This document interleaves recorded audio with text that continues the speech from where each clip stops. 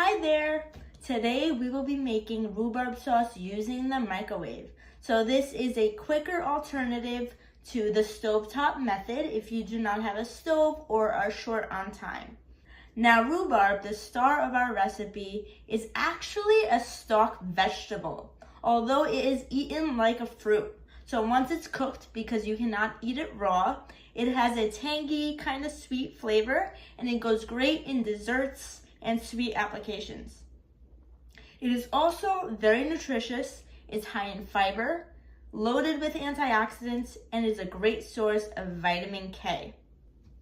What we will need today to make our rhubarb sauce is, of course, our rhubarb. I have about a pound here, and for a pound of rhubarb, we will need a 1/3 cup of honey and a 1/2 cup of water.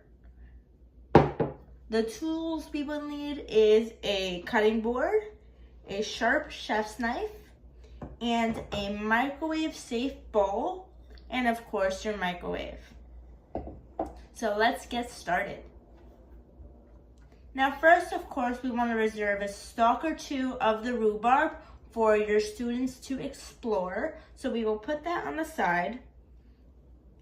Now with the rest of our rhubarb, we want to cut it into 1 to 2 inch pieces, just small enough that it will cook quickly enough to cook all the way down in the microwave. So you can work with a stalk or two at one time and cut it into individual little pieces like that. So basically, I'll show you. You want a piece about that big. Now, once you are done chopping all your pieces, you can just add it directly into your microwave safe bowl right here and continue with the rest of your rhubarb. Okay, now that we have all of our rhubarb in our microwave safe bowl, it's time to add our honey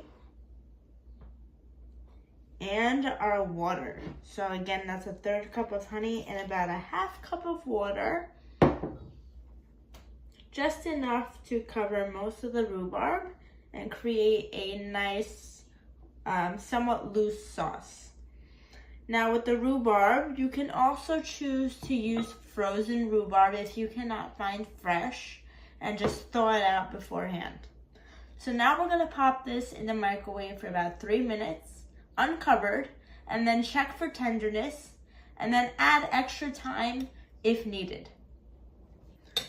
All right, after about 3 minutes, you will see that my rhubarb is still pretty solid and not saucy quite yet. So what we do now is add the rhubarb back into the microwave for 2-minute intervals and stir in between until you get a nice saucy texture. Once your rhubarb sauce is cooked, it should resemble a sauce similar to applesauce. So it's loose and spoonable, but not soupy. And you can also give it a taste and add sugar or honey as needed. You want to balance between tart and sweet, but not overly sweet. Now, as a reminder, all microwaves are different, so your cooking time may vary. I cooked mine for a total of 7 minutes, so those 3 initial minutes, and then I added another 2 minutes, stirred it up, and then added another 2 until I got this perfect texture. Now all that's left to do is just cover it with a clean towel, let it cool, and then serve it up, and then you're good to go.